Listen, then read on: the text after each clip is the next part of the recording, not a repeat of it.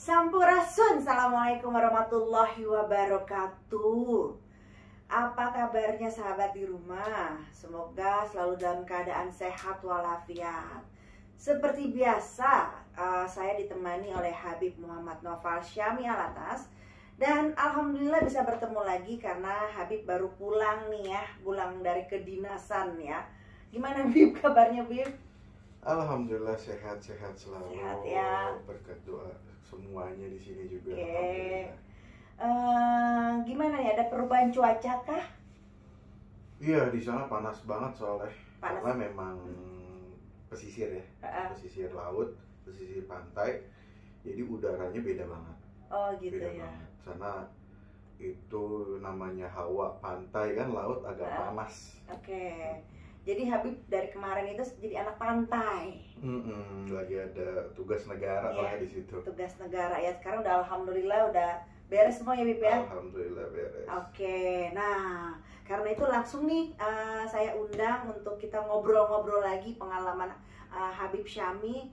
Apa aja sih perjalanannya, bagaimana itu nanti Bib. Nah sebelum itu Habib Syami juga pernah punya pasien. Pasiennya tersebut ya kalau menurut saya sih ya serem ya ceritanya, tapi nanti langsung aja denger dari Habib Syami. Tapi sebelum itu untuk teman-teman di rumah jangan lupa ditonton dulu video-video Feni Rama official yang sudah lama, nggak lama-lama banget sih yang nggak tayang ya, karena memang Habib Syami juga lagi ada kesibukan. Tadi udah diceritain jelaskan kemana Habib Syami, dan saya juga ada kesibukan, jadi baru sekarang kita bisa buat konten lagi. Oke, langsung aja Bib, gimana sih ceritanya, pengalamannya itu gimana? Masih tentang ruqyah? Masih tentang ruqyah juga. Jadi saat ini sih sama seperti yang waktu itu pernah diceritain kisah Subang ya. Jadi ada satu kejadian juga di Subang tersebut. Jadi sebenarnya ini, jadi yang saat saya itu ke Subang, saya ngomatin satu keluarganya Abah Husen itu, ternyata Abah Husen ini dulu pernah nikah juga. Jadi ini istri yang kedua yang di Subang Pegadaian ini. Oh, pernikahan kedua. Pernikahan kedua. Jadi dulu itu pernah punya pernikahan yang pertama di saat Abah ini lagi kenceng-kencengnya ngilmu. Oh, waktu istri pertama itu. Istri pertama gitu. Jadi pas di istri pertama, nah tiba-tiba tapi istrinya sudah meninggal. Istri pertama ini sudah meninggal.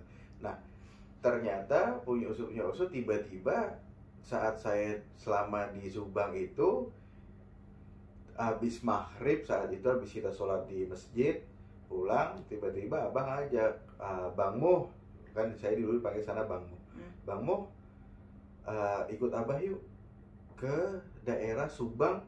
Jadi gini, ada pasar Pamanukan kalau nggak salah, itu nyebrang kayak Jalan Raya Pantura. Jadi di Subang Jalan Raya Pantura, di sini pasar. Nah ini nyebrang ke sana, dekat laut sebenarnya. Ada daerah laut sana tuh, bisa nyampe laut utara lah ibarat kata. Nah ke sana ngapain bah? Ke rumah abah dulu katanya seperti itu. Oh ya udah, kita ikut ke sana. Itu sama rombongan keluarganya abah juga gitu kan, ke sana. Nah sampai di sana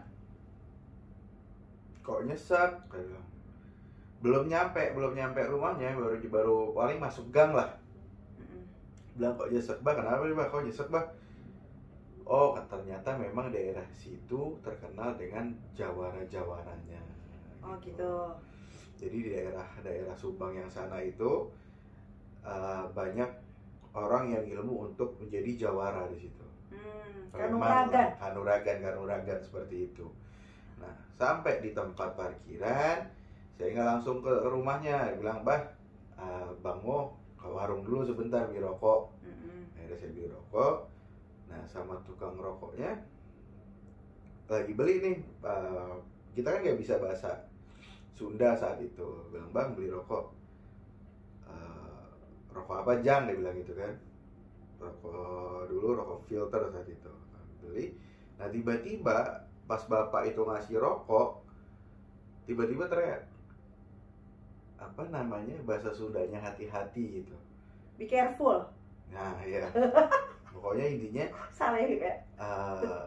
kade atau apa dia ngomong, hati-hati pokoknya, hati-hati ya di sini, dia bilang gitu. Dia bilang, awal karena kita apa namanya sedikit, pokoknya nggak terlalu banyak dikit bahasa Sunda saat itu, saya tanya sama keluarganya Abah, ini artinya apa? Oh dia bilang hati-hati. Siapa yang ngomong? Itu tukang warung katanya. Oh ya udah diemin aja kata Abah. Kata Abah Husein tuh, ya udah kita jalan.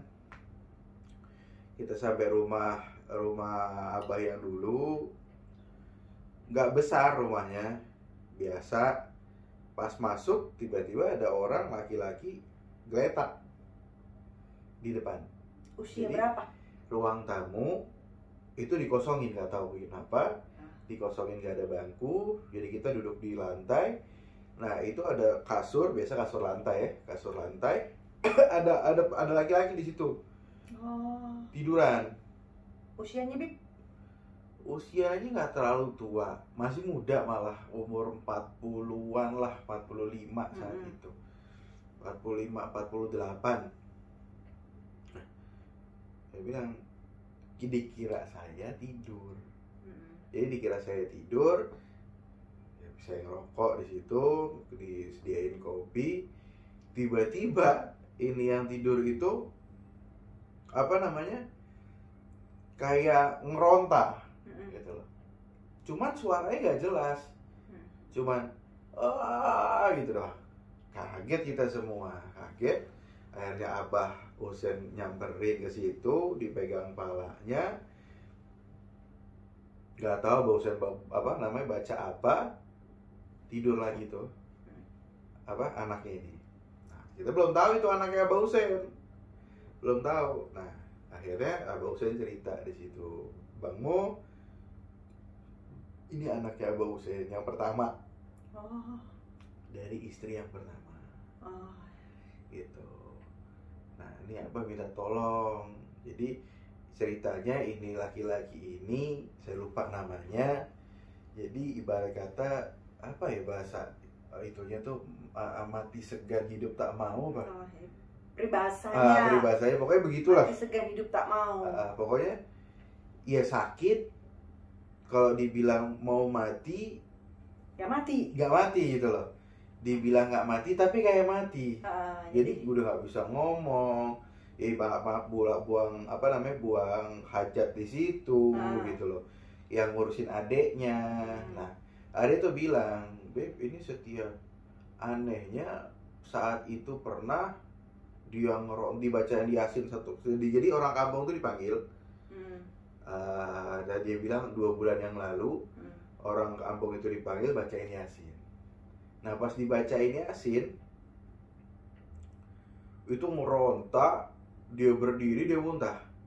Nah muntahnya keluar buli-buli namanya.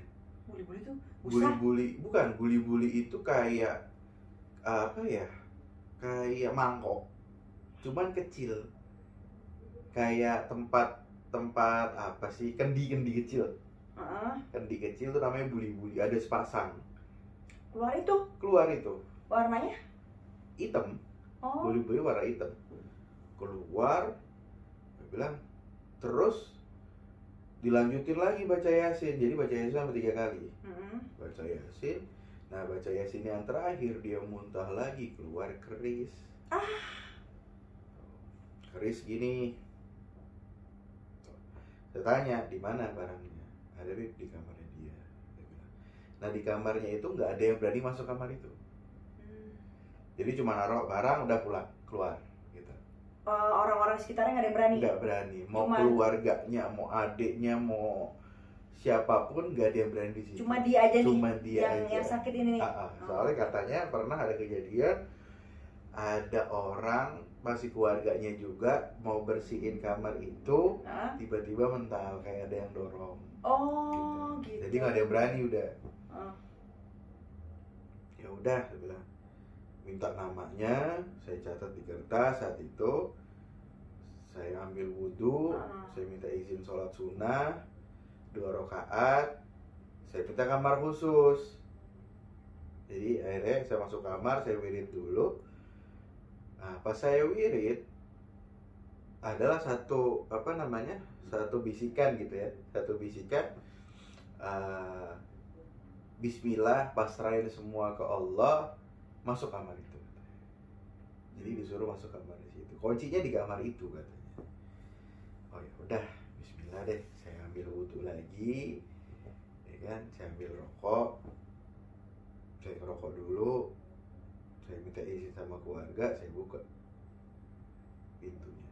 Pas saya buka pintunya itu, bau busuk loh. Itu bau busuk tuh. Jadi bau busuknya itu kayak apa ya, kayak ada bangke lah, bangke tikus mati gitu, bangke tikus mati atau hewan mati lah di situ. Saya langsung refleks, tutup lagi dong. Astagfirullahaladzim. Ya Allah, dengan si izinmu saya izinkan masuk ke situ. Akhirnya saya buka lagi, saya masuk, bangkainya udah ada, hilang tuh bau. Bangkainya hilang, bangkainya hilang.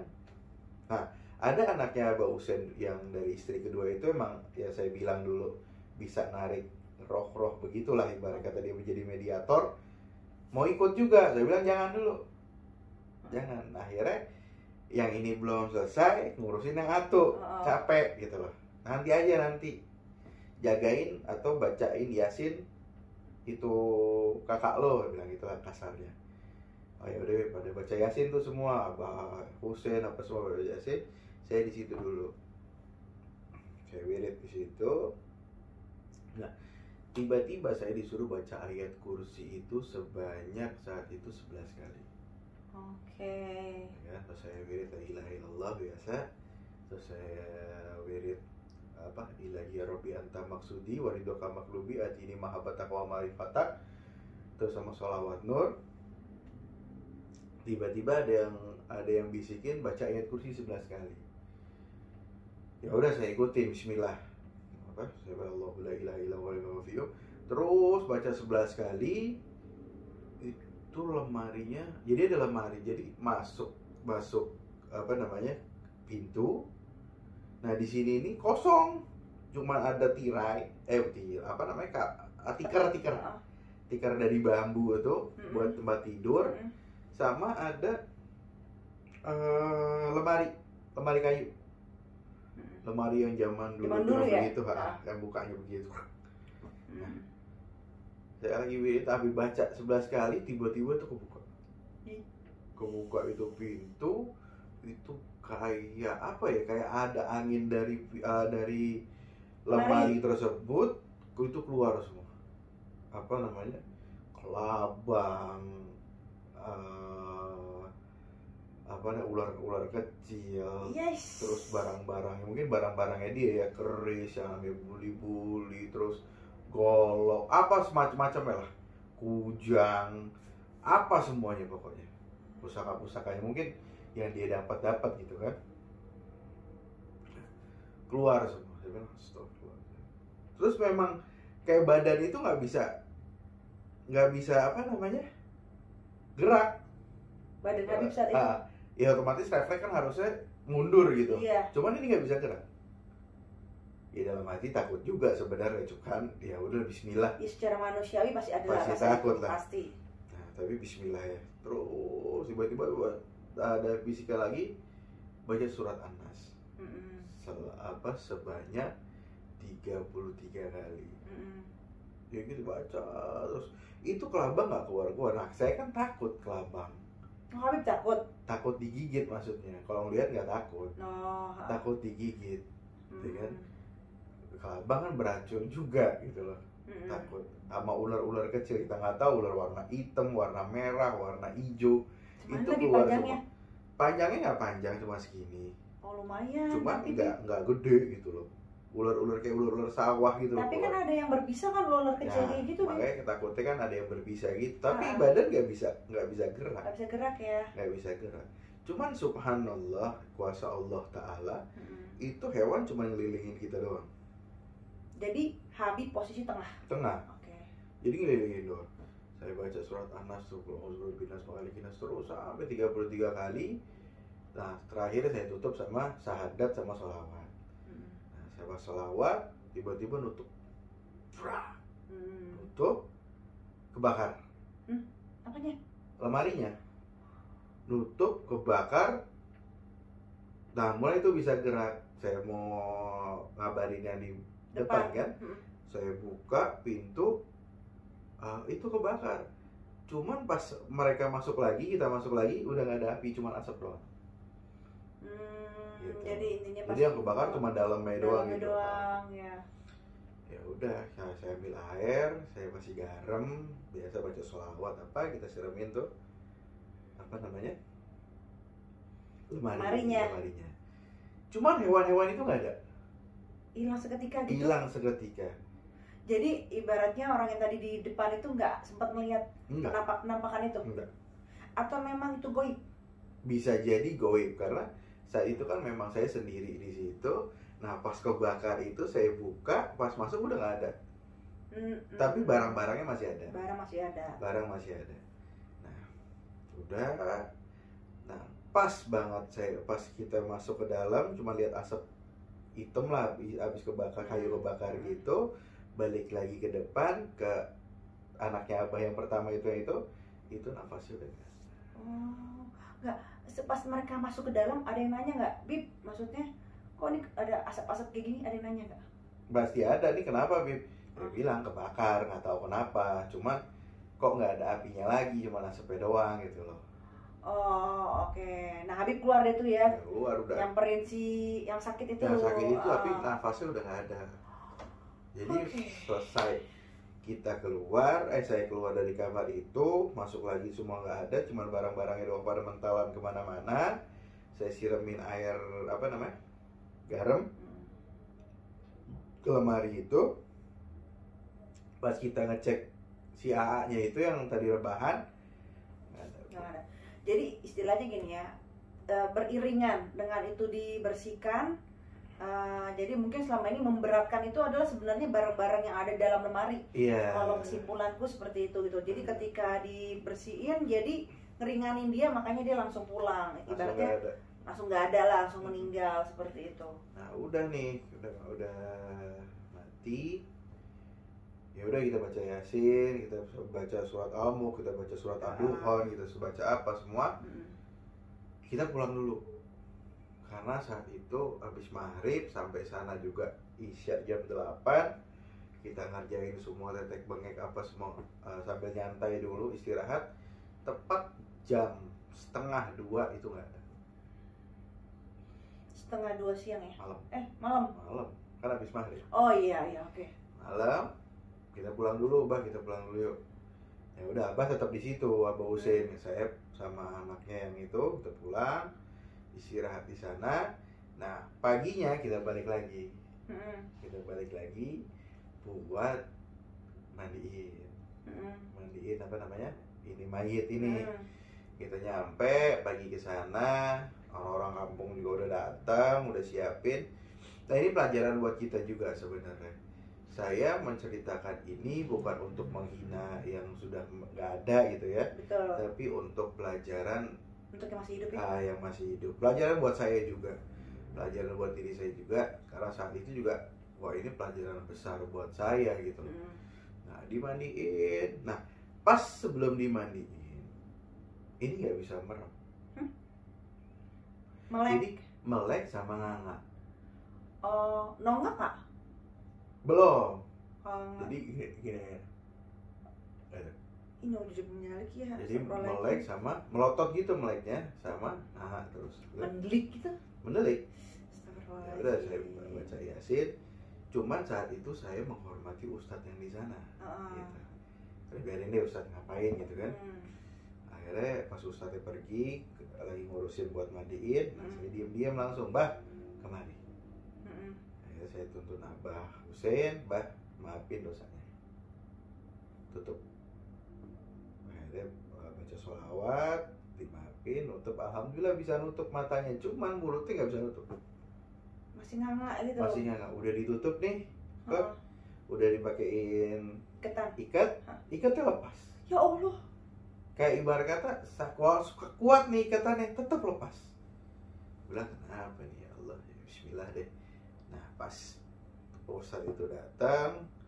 Nah anehnya saya juga bingung kalau saya nggak mau ngurusin itu karena yang hormatin tetua di sana lah takutnya saya dibilang sombong lah inilah itu karena saat itu ibarat kata mereka pada tua lah kita ya muda gitu kan. Pemuka agama di situ lah ya Bib ya. Iya, betul. Ya udah saya bilang. Cuman saya perhatiin di sini pelajaran buat saya juga saya merhatiin. Ini mandiinnya juga nggak benar. Gitu loh. Oh gitu. Iya, mandiinnya asal lah pokoknya yang penting jebur nggak jadi kan kayak baru pulang dari kali ya artinya ya. Mayat orang meninggal itu, mayit itu sebenarnya bisa merasakan sakit itu 70 kali rasa sakit di saat dia hidup. Oke, jadi makanya kenapa harus pelan-pelan, harus lembut, bener. Itu karena dia ngerasain 70 kali rasa sakit di itu. Makanya kalau orang mati itu jangan dicubit atau apa, itu rasa sakit itu dikali 70 kali. Oh gitu. Yang dia rasakan. Tapi ini kok main geletak. Nah, saya astagfirullahaladzim, ini kenapa nih? Nah, saya masih bertanya-tanya. Kasar lah ya ibaratnya gitu. Saya juga masih bertanya-tanya, ini kenapa sampai Allah tunjukkan seperti ini gitu. Saya mau negor juga nggak berani. Iyalah. Saat itu saya bismillah deh. Nah, selesai apa namanya?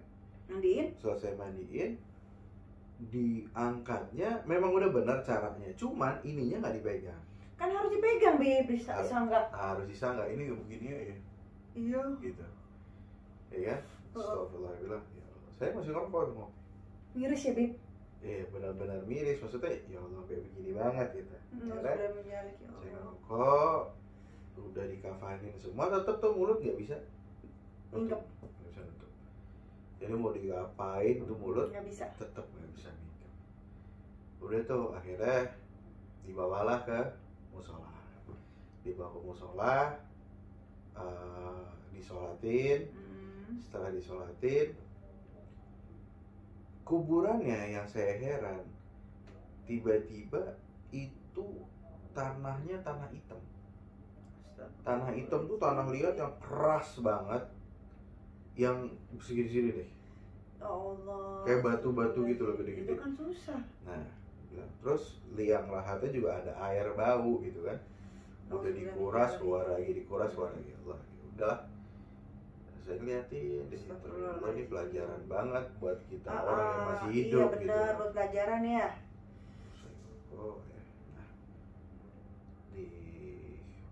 Akhirnya dimakamin lah di situ, diazanin dari atas karena memang nggak bisa diazanin di bawah. Karena kan ada air.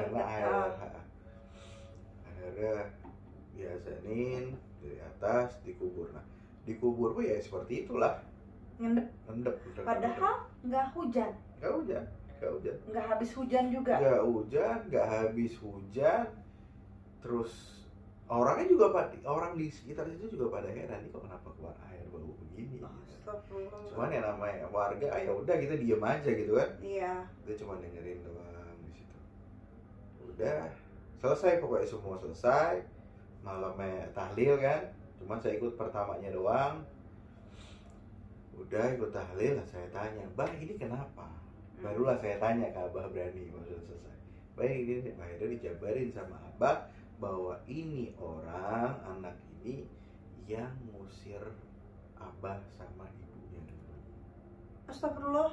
Jadi dia jadi jawara, dia ingin nguasain rumah tersebut. Aku merinding ya Allah. Akhirnya bapaknya sendiri diusir, sama ibunya juga diusir. Ya Allah, aku merinding nih. Astagfirullahaladzim, nauzubillah min dzalik. Udah tuh. Jadi begini. Durhaka ya. Durhaka lah ibarat kata. Nah, akhirnya ibunya itu balik lagi, mohon lah. Karena ibunya nggak tahu mau tinggal di mana gitu. Keluarga kan jauh-jauh katanya. Ada yang di Banten, ada di mana. Oh, jadi ibunya belum meninggal ya? Ibunya belum meninggal saat itu. Balik, akhirnya diterima, cuman kayak seperti dibudakin lah, disuruh nyuci pakaian sama si almarhum. Sama almarhum mah. Iya, sama almarhum. Astagfirullahaladzim. Pokoknya dibabuin lah, disuruh masak, disuruh ini. Pokoknya diberat kayak babunya, bukan kayak ibunya gitu loh. Astagfirullahaladzim, nauzubillah min dzalik. Ih. Sebel saya dengernya. Nah, dia nggak nikah. Si orang itu tuh, manusia itu tuh. Karena memang mungkin syarat dari itunya kali ya. Ilmunya. Udah tuh, oh begini, berarti Allah menunjukkan bahwa ini loh, kalau orang yang berbuat seperti itu ganjarannya ini gitu. Iya. Nah ini pelajaran buat kita juga. Betul, gitu. setuju. Sampai seperti itunya gitu. Setuju. Akhirnya saya lihat barang-barangnya juga akhirnya kita buang tuh barang-barang. Buang di mana, Bib? Buang di laut. Oh, laut ya. Gitu. Saya minta di laut. Nah dari situ memang masih agak jauh ke lautnya. Cuman ya udah, syaratnya kan lebih enak kan buang di laut. Iya betul. Akhirnya kita buang di laut. Dah, alhamdulillah nggak ada yang aneh-aneh lagi gitu loh. Nggak ada yang itu. Dah, kita minta maaf, kita pamitan. Itu akhirnya saya pulang ke Subang lagi. Tapi endingnya dia masih nggak? Masih nggak? Sampai dia sampai dikubur. Sampai dikubur juga masih nggak ya? Masih. Jadi dengan genangan Iya. akhirnya semana genangnya patah kaki nggak ada? Lebih dari mata kaki. Innalillahi wa inna ilaihi raji'un. Lebih dari mata kaki. Nauzubillah min Itu dzalik, ya Allah. mayat itu udah kayak tenggelam lah, kayak berenang gitu loh. Ngambang itu ya. Kayak di kali kuning-kuning berarti ya kayak gitu ya. Pokoknya seperti itulah. Jadi ya ini aku sebel dengerin. pelajaran buat kita juga sebenarnya. Ibarat kata jangan sampai kita mengikuti yang seperti itu. Betul, ambil baiknya ya. Maksudnya jangan jadi anak yang durhaka seperti itu sampai ngusir orang tua, memperbudak ibu seperti itu gitu ya. Pokoknya intinya tahta orang tua itu segalanya lah. Jangan sampai hal-hal duniawi itu menjadikan kita lupa akan segalanya. Padahal yang dia cari cuma masalah ilmu kanuragan aja gitu loh. Padahal ilmu kanuragan itu kan jatuhnya berarti duniawi ya Bib ya. Sedangkan adab kita kepada orang tua itu sampai dunia dan akhirat. Ridhonya juga istilah seperti itu gitu. Nih pokoknya inget ya, Habib cerita kayak gini, ambil pelajarannya, yang buruknya dibuang. Bukan maksud apa-apa menceritakan yang sudah tidak ada, enggak. Karena bukan kadang-kadang, pada zaman sekarang itu banyak manusia cerita butuh sampel. Nah, hal-hal kayak gitu tuh di sekeliling kita tuh dijadikan pedoman buat kita untuk ke depan tuh jadi lebih baik dalam hal ibadah, dalam hal iman, apapun itu gitu loh. Nah, itu buat pelajaran juga gitu ya Bib ya. Saya dengernya itu tuh kesal sendiri. Emang seperti itu. Makanya awal juga wah, kita heran gitu loh, kenapa Allah tunjukkan seperti ini, ya ternyata buat pelajaran ke depan gitu. Astagfirullahaladzim. Itu ibarat kata ya, bumi pun nolak loh. Bener loh. Ya sekarang dia nggak boleh nyium bumi. Tandanya apa? Bumi pun nolak, alam pun nolak loh. Iya. Makanya dia ngambang-ngambang begitu.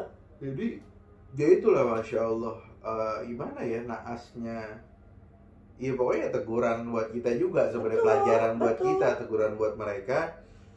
Insya Allah kita nggak seperti itu. Amin amin amin ya rabbal alamin. Auzubillah min dzalik ya Bib ya. Jangan sampai kita jadi manusia yang seperti itu.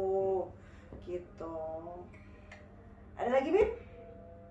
Ada sih, cuma nanti aja. Nanti aja di season kedua ya Bib ya. Oke, untuk teman-teman di rumah, nah jangan lupa di like, subscribe, share, and comment. Oke, share sebanyak-banyaknya biar kita terus tetap semangat berbagi kisah kepada teman-teman di rumah. Oke, aku tutup dengan doa. Semoga kalian bahagia selalu. Sampai ketemu lagi. Assalamualaikum warahmatullahi wabarakatuh.